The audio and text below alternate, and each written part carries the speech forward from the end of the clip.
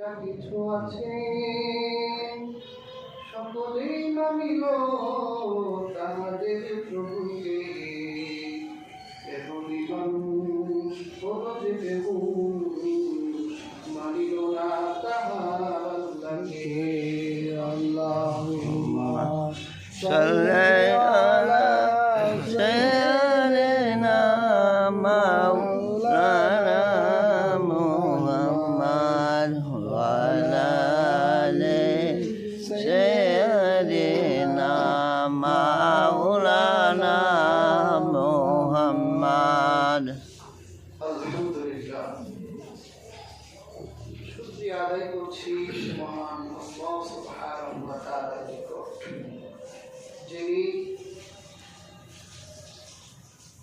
পবিত্র জুমার দিন, বিশেষ করে বাংলাদেশের একটি তাৎপর্যপূর্ণ দিনে আল্লাহ সুবহানাহু ওয়া তাআলা আপনাকে এবং আমাকে জুমার করে আসার এবং বসার তৌফিক দান করেছে।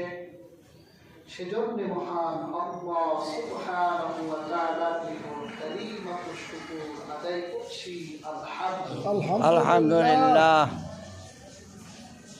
আজকে 21শে ফেব্রুয়ারি মাতৃভাষা দিবস। বাংলা ভাষার জন্য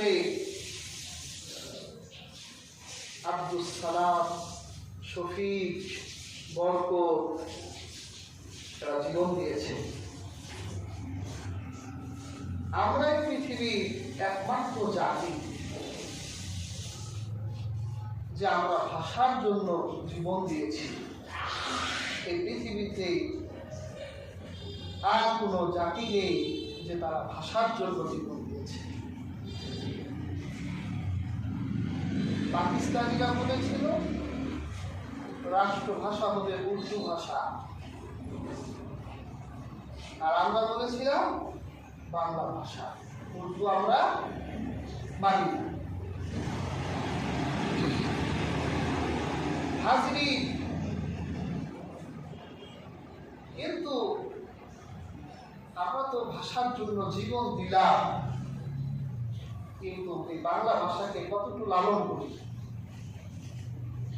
একটা কথা আছে যে স্বাধীনতা অর্জন করার চেয়ে রক্ষা করা কঠিন। তা আমরা তো ভাষার জন্য জীবন দিলাম, বাচ্চাদের পড়াই কোথায়? English medium. যে ব্রিটিশরা 190 বছর যা শিখিয়ে গেল, এখনো আমরা সেখান থেকে বের হতে পারলাম না। এমনও যুগ ছিল তখন, আপনারা সাহিত্যিক বঙ্কিমচন্দ্র চট্টোপাধ্যায়ের নাম শুনেছেন। উনি একবার বাংলা পরীক্ষা দিতে গেছে, বাংলা সাহিত্য পরীক্ষা। গিয়ে দেখে ভাইবা বোর্ডে ইংরেজরা বসা, পরীক্ষা দিবে ইংরেজ, বাংলা পরীক্ষা। বঙ্কিমচন্দ্র চট্টোপাধ্যায়কে প্রশ্ন করছে এক ইংরেজ, ভাই what is the difference between the after and before? ওরা তো আপদ বিপদ জানে না, ওরা কয় আপদ অ্যান্ড বিপদ। মানে তুমি বলো আপদ আর বিপদের পার্থক্য কি? তো বঙ্কিমচন্দ্র চট্টোপাধ্যায় উত্তর দিছে যে আমি নদীতে উঠলাম, হঠাৎ দেখলাম ঝড়ের পূর্বাভাস, এটা আপদ।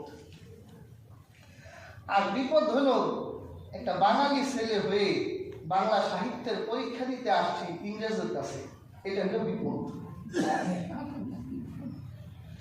হাজরি, এই ভাষার জন্য আমরা জীবন দিয়েছি, কিন্তু বাংলা ভাষা আমরা লালন করি না। বাচ্চাদেরকে ইংলিশ মিডিয়ামে পড়ায়, ইংরেজ বানায়, বাবু সাহেব বানায়, স্যার বানায়, লর্ড বানায়।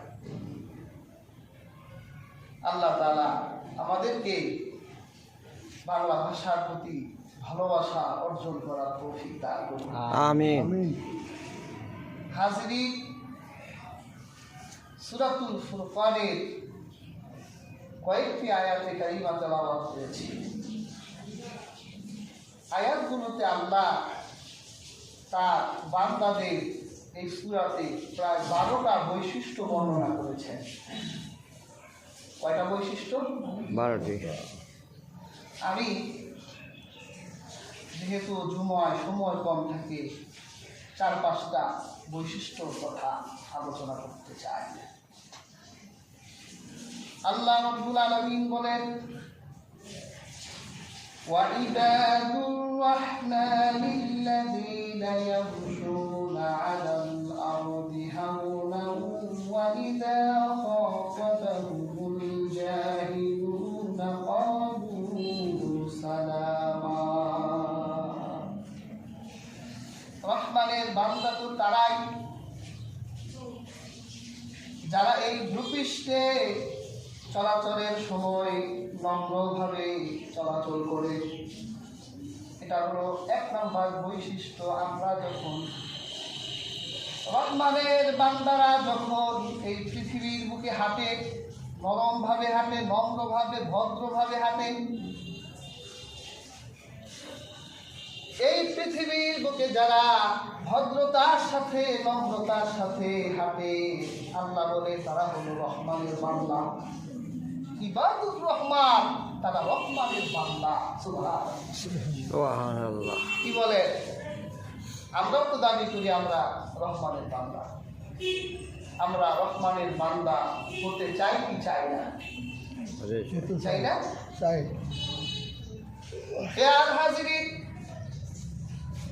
অথচ আল্লাহ পাক আমাদেরকে কতগুলো উপাধি দিলেন। আমরা মুসলিম দাবি করি, এটা আমাদের একটা উপাধি। মুমিন দাবি করি, আমাদের একটা উপাধি। আমরা মুত্তাকি দাবি করি, এটা আমাদের একটা উপাধি। কিন্তু এটা কত সৌভাগ্যবান উপাধি আর কত সম্মানজনক উপাধি যে আল্লাহ পাক বলে রহমানের বান্দা। এটা সুন্দর একটা উপাধি না? আল্লাহ উপাধি দিয়েছে রহমানের বান্দা, ইবাদুর রহমান। আল্লাহ যাদেরকে অধিক ভালোবাসেন, হয়তো আল্লাহ তাদেরকেই রহমানের বান্দা বানান। আল্লাহ কিছু বৈশিষ্ট্য দিলেন যে এই বৈশিষ্ট্যগুলো যাদের ভিতর আছে তারাই রহমানের বান্দা।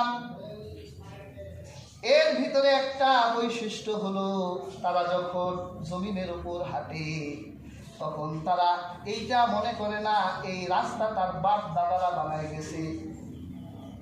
আছে না কিছু লোক রাস্তায় হাঁটলে কি ঠাট আর বাট, ঠাট বাটে আর চলা যায় না। মনে হয় জমিদার সলিমুল্লাহ নাতি নাতনি। লঙ্গি একটা পরে মাটির সাথে একদিকে মাটির সাথে চেষ্টা, আবার আরেক পাশ ধৈরা বাবারা হাঁটার স্টাইল। অথচ আল্লাহ কুরআন কারীমে বলেছেন, ওয়ালা তামশি ফিল আরদি মারহা, জমিনের উপরে গর্ব দম্ভ করে হেঁটো না। যেই মাটির উপর তুমি দম্ভ করে হাঁটো, ওই মাটির নিচেও তোমাকে যেতে হবে। তুমি যদি এই মাটির উপর দম্ভ করে হেঁটে বেড়াও, তাহলে মাটির নিচে গেলে তোমার দম্ভ থাকবে না, মাটি তোমার উপর দম্ভ দেখাবে। এই জন্য রাস্তায় হাঁটলে রহমানের বান্দারা দম্ভ নিয়ে হাঁটে না, হাঁটার ধরন আছে। হযরত ওমর রাদিয়াল্লাহু তাআলা আনহু তিনি দেখলেন এক যুবক রাস্তা দিয়ে হেঁটে যাচ্ছে, তার হাঁটায় খুব ঠাকবান, খুব বেশি শক্তি। হযরত ওমর রাদিয়াল্লাহু তাআলা আনহু সেই ছেলেটাকে ডাক দিলেন আর বললেন, এভাবে হেঁটো না, আল্লাহ পাক এভাবে হাঁটা পছন্দ করেন না। শুধুমাত্র জিহাদেই দম্ভ করে শুধু জিহাদের শক্তি আর ধর্ম ধরে হাঁটা যায়, কিন্তু দুনিয়ার বুকে যখন তুমি সাধারণভাবে চলবে তখন এত দম্ভ করে ঠাটবাট করে হেঁটো না। এরকম হাঁটা আমার আল্লাহ পছন্দ করেন না। আয়াত তেলাওয়াত করলেন, ওয়াইবাদুর রাহমানিল্লাযীনা ইয়ামশুনা আলাল আরদি হাওনা। আবার হযরত ওমর একদিন দেখলেন একটা ছেলে রাস্তা দিয়ে হেঁটে যাচ্ছে, মনে হয় যেন অসুস্থ, হ্যাংলায় পড়ে যায়, আবার মনে হয় যেন ডান দিকে পড়ে বাম দিকে পড়ে, গায়ে শক্তি নেই।